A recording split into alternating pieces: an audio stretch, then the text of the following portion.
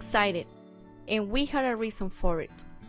In a couple hours, we were going to arrive in Dublin. While in the plane, we were celebrating with champagne. Once we arrived to Dublin, the Jameson's official home, our private bus took us to the hotel. 20 minutes later, we met again to go to the city center, but this time we took the public service. Of course, some Photoshop while in the bus. Then we took a 45 minutes walking tour to get to know the city,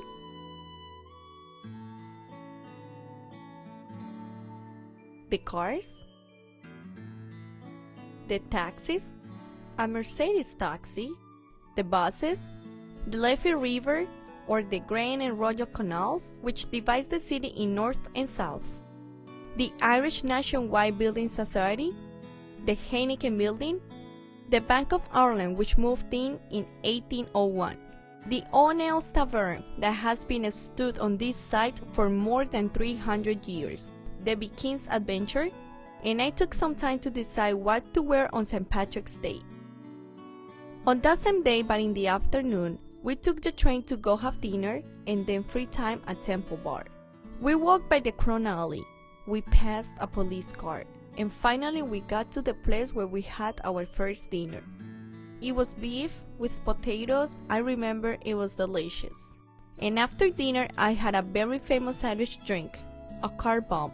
It is a shot made of Guinness and Baileys. Later that night we went out to Temple Bar. On our second day in Dublin, and finally the St. Patrick's Parade, we took the bus to the St. Patrick's Cathedral. This one is located in the heart of Old Dublin. Then we went to Funnies Park, where the Papal Cross is located. This cross was built for the visit by the late Pope John Paul II to Dublin in September 1979. We also went to the Book of Kells, located inside the Trinity College. But before, I had an Irish coffee with my roommate Maria. That was delicious. Well, finally there, at the big parade, the St. Patrick's Festival. Hundreds of thousands gathered to honor St. Patrick on city streets and in venues through the center. The main color to wear on this day is green. St. Patrick's is the national holiday for Ireland. On our third day, we had a free day, but David, the tour leader, took us to a wild Wicklow tour to Glendalough, the green countryside of Dublin. But while getting there, we commuted to the other side of the city. We also walked by the Irish Sea.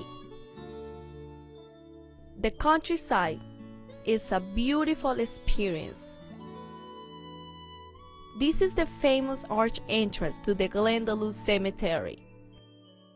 Inside, we can see the 6th century cathedral, this famous round tower, which stands 33 meters above the ground, the upper lake, which is the most visited area in the park, and of course, its wide green mountains. The word Glendalough stands for the Valley of the Two Lakes. Later that day, I went to the Guinness Storehouse, located in the heart of the St. James Gate Brewery. Guinness Storehouse is the home of Guinness, where you will discover what goes into the making of each and every pint.